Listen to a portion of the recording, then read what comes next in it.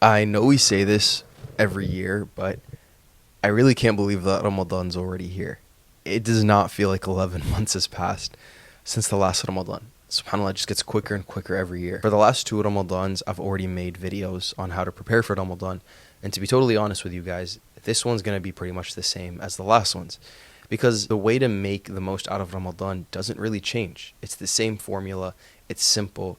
You just have to do it. And if you clicked on this video, I know that somewhere inside of you, you want this Ramadan to be special. Maybe you wasted the last Ramadan. Maybe you never really thought of Ramadan as being something important. But deep down, there's this small voice in the back of our heads that want this Ramadan to be different. And that's why you're watching this video. Growing up, I never really understood it. In fact, I actually kind of dreaded Ramadan. I didn't look forward to it at all. To me, I just looked at it as 30 days where I couldn't eat or drink. My energy levels were low. I swear we always had finals during Ramadan. You still had to go to school throughout the day and see everyone else eating and drinking. And then at night, I had to go with my dad to the masjid and just stand there and pray for an hour. It wasn't a fun experience for me until I saw one of my friends in the hallway at school. And I remember this so vividly because he came down the hall on the first day of Ramadan and he was practically like jumping down the halls. He was so excited. And so obviously I go up to him and I'm like, dude, why are you so excited? Like, what happened? And he's like, bro, it's the first day of Ramadan. Like, how could I not be excited? And I'm just thinking, like, subhanAllah, that's the exact same reason why I'm like in such a bad mood right now. But you know, when we talked about it and I did more research on the purpose of Ramadan and the rewards of it, naturally I got really excited too. And I feel like people who don't look forward to Ramadan, the reason is just because they've never really looked into it. They don't know the reward that's waiting for them and the potential that's there in this month. So through this video, inshallah, I want to get you excited for it as well, if you aren't already. The main reason or purpose of Ramadan is to achieve taqwa or God consciousness. Allah tells us in the Quran that fasting has been written for you, just like it's been written for those before you, so that you may achieve taqwa. Because if I'm alone in my room, for example, no one will know if I just have a quick drink, right? Or if I eat something, no one's going to see me, no one's going to know, and I can just move on with the day and pretend like I'm still fasting. But because I know that Allah is always watching me, whether I'm out in public or if I'm alone in my room, I'm not going to eat, I'm not going to drink. And when you do that for 30 days, that sense of piety starts to build up and it starts applying to other aspects of your life as well. And this is the really cool part about it, right? You stay away from other haram because you know that Allah's always there and He's always watching. And naturally, subhanAllah, from those repeated acts of piety and taqwa, you start gaining this closeness to Allah. And from that, you develop this sense of peace that's honestly, it's undescribable.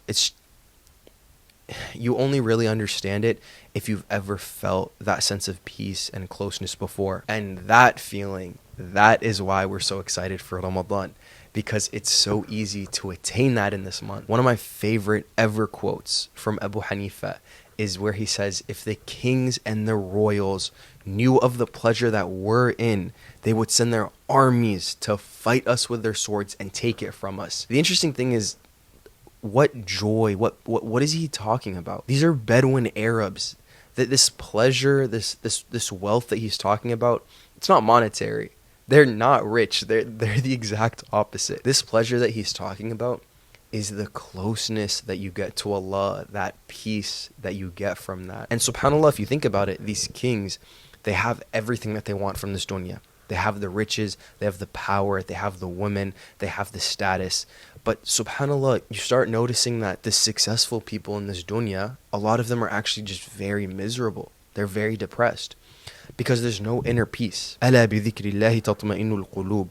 That inner peace only comes from the remembrance of Allah. And so even though, Abu Hanifa and the Sahaba and whatnot might not be rich in terms of the money that they have, they are much wealthier than the kings and the nobles of the world because they have that taqwa. Ramadan is the month where the doors of Jannah are open, the doors of hellfire are closed, and the shaitan is locked up. Every single night in Ramadan, every single night is an opportunity for you to be permanently banned from the hellfire. Prophet ﷺ says, وَلِلَّهِ عُتَقَاءُ مِنَ النَّارِ وَذَلِكَ فِي كُلِّ لَيْلَةٍ. Every single night of Ramadan, Allah hand selects. He picks a group of His servants and He says, you, hellfire has been permanently banned upon you. You have that opportunity every single night in Ramadan, not just the last 10 nights. Every single Ramadan from one year to the next is an opportunity for all of your sins to be forgiven. We have that opportunity right now in these 30 days to really just focus on our deen and better ourselves as people. The way I think about it, and the way you should think about it, is Ramadan being your boot camp. These 30 days are your training ground for the next 11 months of the year. Let's say you have two people.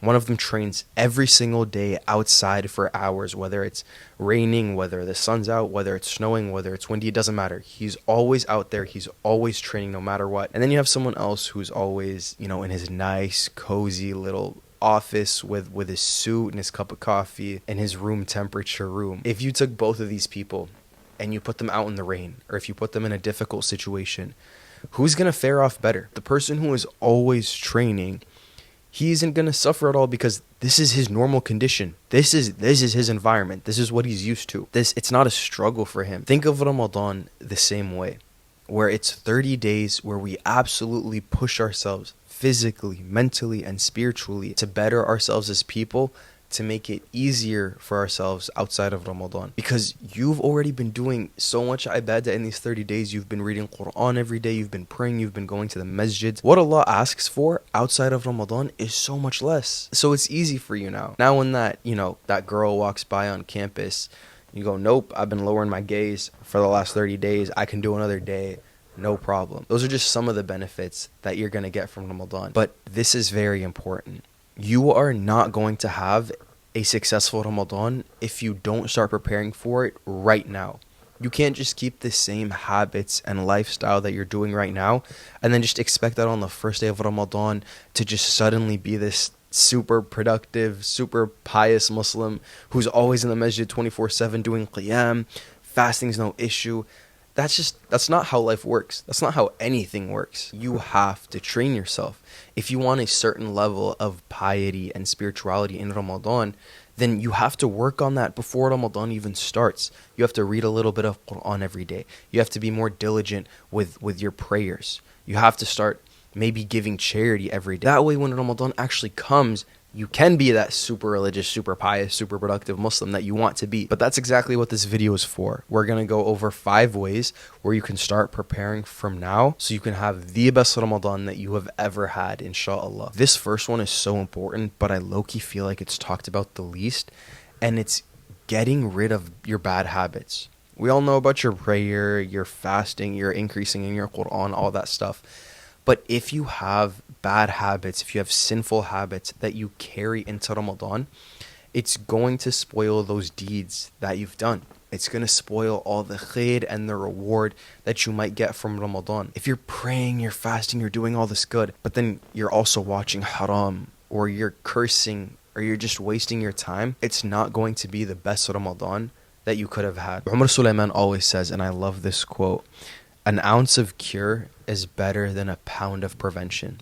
Taking the precautions beforehand to make sure that you don't fall into this sin is a lot better than being in the sin and then trying to find a way out. Unfortunately, a lot of Muslims have this mindset that Ramadan is there to fix me. So I can continue my bad habits, I can just live my life normally and then have just a 180-degree turn on the first day of Ramadan. Ramadan isn't supposed to just fix you. It's supposed to elevate you. It's supposed to be this spiritual experience that you haven't felt all year. But it's really hard for that to happen if you haven't already put in the effort to clean your heart a bit and to let it be soft enough so that the remembrance of Allah, so that the words of Allah and your actions can actually sink into it and come into your heart. So really get rid of those bad habits. I know it's hard, but you really need to try right before Ramadan to purify yourself as much as you can. If you have these sins and addictions, I know it's a lot easier said than done, but this is the most important thing that you can do for yourself right before Ramadan starts, because they're going to stain your Ramadan. I know I already mentioned this, but if you're praying and you're fasting, you're doing all this stuff, but you're not lowering your gaze, you're loose with your tongue, it's going to have a stain on your ajr. So put in an effort from now to get rid of these sins and make dua for Allah to help you. Those two right there, that is a deadly combo. Putting in effort and then making dua. Don't sleep on that combo. Number 2 is to make sure to get all 5 of your prayers and then some. I know everyone's journey with salah is different, but Ramadan is really that time where we want to push ourselves, right? So if you want to go above and beyond during Ramadan, you want to make sure that you're at least pushing yourself before then as well. So if you're praying 2, 3, maybe 4 of your prayers right now, make sure to try to get all 5 of them down now. So when Ramadan comes, you're able to push it even more, or at the very least, not miss any salahs during Ramadan, because that's not a scenario you want to be in. If you're already doing all 5 of them now, then definitely start doing those sunnah prayers, right? After salah, do your shafa' and witr at night. And if you really want to push it, then do your tahajjud or qiyamul layl before fajr. Also make it a point, especially for the guys out there, to start praying fajr and isha at the masjid. You're already going to be doing this during Ramadan because of tarawih, and then you should be going to fajr in the masjid during Ramadan. So it'd be good practice to start those from now. Number 3 is to start reading some Quran every single day. Obviously, one of the most common goals during Ramadan is to do your khatm, right? To read the entire Quran. Some people do it once, some people do it 2, 3, 5, 10 times, mashallah. If you're doing school right now, or if you're working, taking care of family, you already have a busy schedule, it's going to be hard to fit in an entire reading of a juz or 2 juz every day during Ramadan. So start right now by doing just a little bit every day. Fit in a page or 2 of Quran after every prayer. That's a really easy way to just kind of gradually get 10 or 20 pages done throughout the day. But don't sleep on this tip, because reading Quran is one of the most important things you can do in Ramadan, and you don't want it to be a shock when it comes. I mean, outside of Ramadan, this is crazy, by the way. This is insane. Outside of Ramadan, you get 10 good deeds for every letter, not word, for every letter that you read in the Quran. So for me to say Qul huwallahu ahad, I'm pretty sure that's 13 letters. So that's 130 good deeds just for saying Qul huwallahu ahad. And then in Ramadan, everything is multiplied even more. So reading Quran in Ramadan is a cheat code. It's actually a hack. You are going to have, inshallah, just pages of good deeds, books, chapters of good deeds on the Day of Judgment from you reading Quran during Ramadan. Make your intention from now on how much Quran you want to read during Ramadan, and start getting into that habit before you wake up or before you go to sleep, after every prayer, whatever works for you, as long as it's consistent and as long as you're getting it in. We are zooming through these, alhamdulillah. Number 4 is to start fasting Mondays and or Thursdays. Obviously, as we know, you got to fast all 30 days in Ramadan. It's kind of the point. For a lot of us who don't really fast outside of that, it can be a real struggle when that first week hits during Ramadan. I mean, we all know what that feels like, especially if you're a coffee addict like me. You're used to getting your 300 milligrams of caffeine a day, and now you don't have that morning cup of coffee. And then the headaches come in, and all the low energy and crashes and all that good stuff that we love during Ramadan. An easy way to help with that, and to also get an immense amount of good deeds at the same time, is to start fasting Mondays and Thursdays leading up to Ramadan. Obviously, it was the sunnah of the Prophet ﷺ to do so. And so not only are you emulating the sunnah, you're also going to make it easier for you for when you have to fast Ramadan, and you are gaining a bunch of good deeds at the same time. Fasting is one of those deeds where I feel like people don't realize how much good deeds you really get for it. Prophet ﷺ said that whoever fasts one day for the sake of Allah, Allah will distance his face away from the hellfire a distance of 70 years. That's insane. From fasting one day, travel for 70 years. That distance that you would cover, that's how far away you're going from Jahannam, from hellfire, just by fasting one day. Allah also said in a hadith Qudsi that every deed of the son of Adam is for him except for fasting. It is for me, and I will reward for it. That means we don't even know that reward that we get for fasting.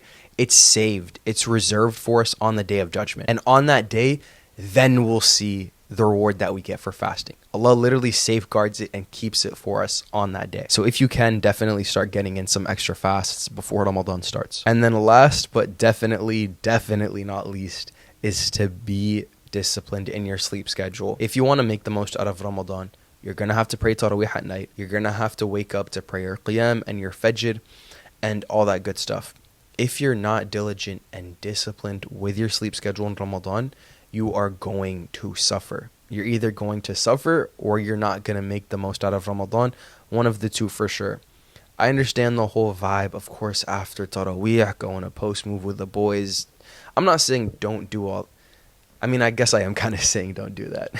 You need to find a balance. Maybe not even a balance, but a priority, right? Ramadan is your month to really focus on your ibadah and to get that closeness to Allah. You don't want to be socializing all the time, especially if it's going to impact your sleep schedule.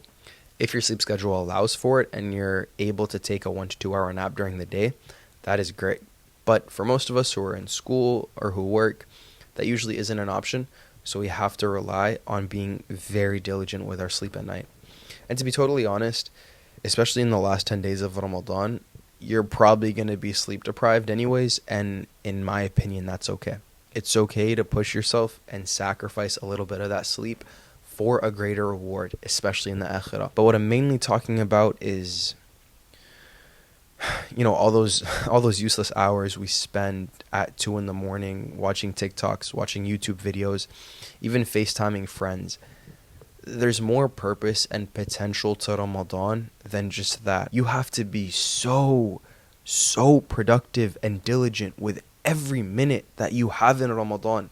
You don't know if you're going to get another one. For me personally, I don't go to the gym in those 30 days because as much as I prioritize my health and how much I talk about, staying active, these 30 days are my chance to have all my sins forgiven, to be saved from hellfire. I can sacrifice a couple bicep curls for that. That's okay. I'm going to spend as much time as I can reading Quran, praying, helping others, being in the masjid. I don't got time for the gym. I definitely don't have time to be scrolling on TikTok. You need to approach this Ramadan with that mentality, or else you're going to leave things on the table.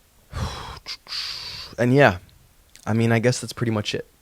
On a real note, I am really excited for this Ramadan. It's a blessing to be able to witness another one. And make dua, definitely make dua for yourself, for your friends, for your family, that first we see another Ramadan, that we're able to actually, witness it, and that it's just a life-changing experience for us, inshallah. That is pretty much it. I will catch you guys in the next video, which will be during Ramadan, inshallah. And take care, guys. Assalamu alaikum.